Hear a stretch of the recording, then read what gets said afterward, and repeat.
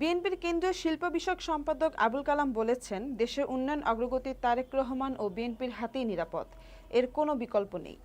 দক্ষিণ কুমিল্লার বিএনপির ঘাঁটি হিসেবে পরিচিত লাকসাম মনোহরগঞ্জের বিএনপি অত্যন্ত সুশৃঙ্খল।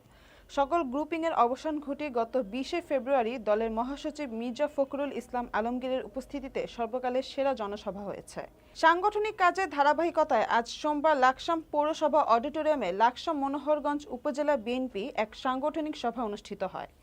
তিনি বলেন, লাকসাম বিএনপিকে সাংগঠনিক শক্তি বৃদ্ধিতে মনোযোগ দেওয়ারও পরামর্শ দেন তিনি।